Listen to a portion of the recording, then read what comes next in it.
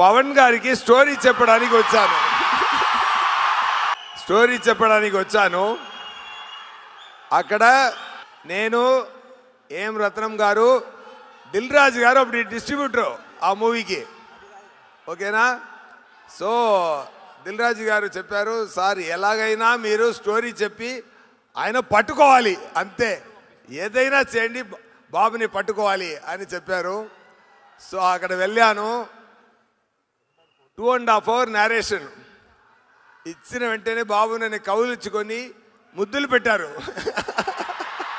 తర్వాత తెలుగులో తమిళ్లో ఆ మూవీ రిలీజ్ అయిన వెంటనే కొంచెం టాక్ తేడా ఉంటుంది. తేడా ఉన్నప్పుడు బాబు చెప్పారు, అది అక్కడ టాక్ ఏముందో ఏమో నాకు తెలీదు, అది ఏ టాక్ అయినా అది డెఫినెట్గా సక్సెస్ కొడుతుంది, లేకపోయినా కూడా నేను ఖుషి చేస్తాను అని చెప్పారు ఆయన.